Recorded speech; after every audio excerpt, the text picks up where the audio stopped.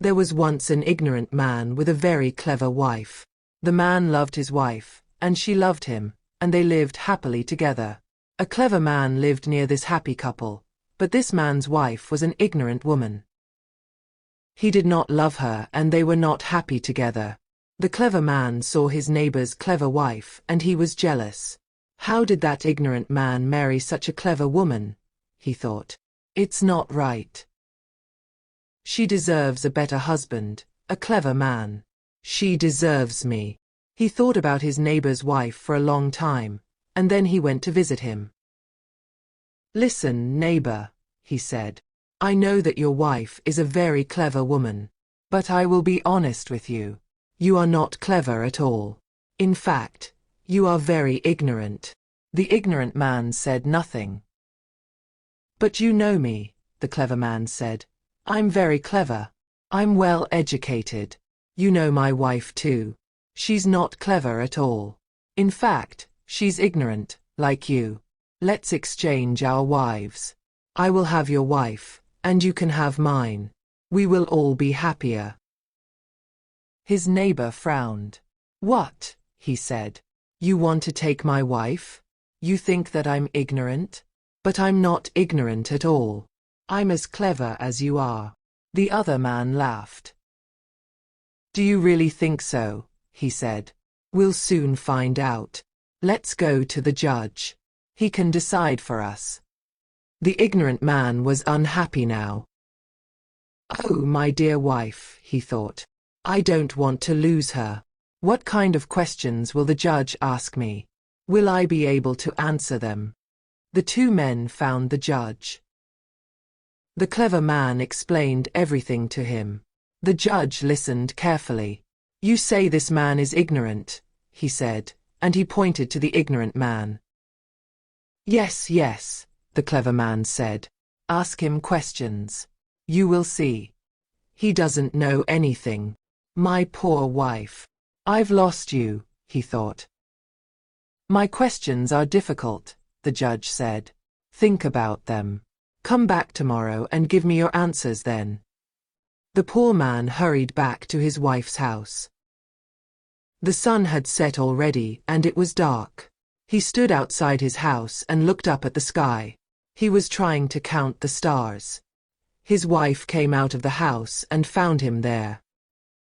What are you doing, my dear husband? She said. Come and eat your supper. It's all ready for you. I can't come in, her husband said. I must count the stars. If I can't do it, I will lose you. What? His wife cried. Why? What has happened? Her husband told her everything. He told her about his clever neighbor, and the judge's questions. When he had finished, the woman laughed. Don't worry, dear husband, she said.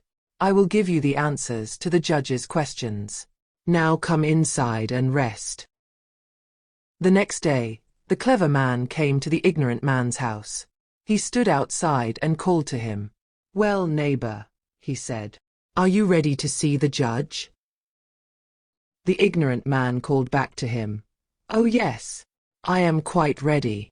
His wife gave him a basket of teff and a spear. Then he went outside, and the two men hurried off to see the judge. Now, the judge said to the ignorant man, let's hear the answer to my first question. How many stars are there in the sky? The ignorant man poured out the grains of teff onto the ground. The number of stars in the sky, he said, is the same as the number of grains in this basket of teff. Don't you believe me? Then you must count them yourself. The judge smiled. That's a good answer, he said. Now here's the second question. Where is the navel of the earth? The ignorant man picked up the spear and stuck it into the ground in front of the judge's feet. The navel of the earth is here, he said. Don't you believe me? Then dig into the ground and you will find out. The judge laughed. This man is not ignorant at all, he said. He's very clever. The clever man was angry. He's not clever. He's stupid, he said. He didn't find the answers to these questions. Someone helped him. "Is this true?" said the judge. "Did someone give you the answers to my questions?" "Oh yes," said the ignorant man happily. "My dear wife told me." He stopped. "Oh, I've been stupid. I've made a mistake," he thought. The clever man laughed. "Aha," he said. "You see, Judge, he's stupid, isn't he? So let's exchange our wives. I'll take his, and he can have mine." The judge nodded. "You're right," he said. "This man is not clever at all. His clever wife needs a clever husband. Go home now, both of you. Get ready to exchange your wives." The ignorant man was very unhappy. He went home with tears in his eyes. "My poor husband," his wife said. "What has happened? Why are you sad?" "I'm sad because I'm stupid and ignorant," the poor man said, "and because I've lost my dear wife." And he told his wife everything. His wife tried to comfort him. "Don't worry, husband," she said. "You haven't lost me yet. Go and see our clever neighbor. Tell him you have agreed. You will exchange your wives tomorrow. Then invite him and the judge to a meal here, at our house." "I don't understand," her husband said. "That won't help us at all." "Yes, it will," his wife answered. "You will see." So the ignorant man invited his clever neighbor and the judge to come to his house, and the next day they came. "Wife," he called out, "our guests are here. Bring them some food." His wife brought out a beautiful basket and a pot made of gold. "Ah," said the clever man, "this looks good." "Yes," said the judge. "I'm sure this clever woman cooks delicious food." The woman opened the basket and offered bread to the judge, but the bread was black and burnt. "What's this?" the judge said. "It's my bread," the woman answered. "Don't you like it? My bread is always like this." Then she brought out some chicken stew. "Please have some stew," she said to the clever man. "But this is terrible," the clever man said. "This chicken still has its feathers." "You don't like my chicken stew," said the woman. "But I always make it like this. I never take off the feathers." The judge tried to eat a little bread and stew, but soon he stopped. The bread was horrible and the chicken stew was horrible too. He couldn't eat it.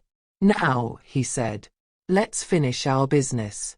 It's time to exchange these women." But the clever man stood up.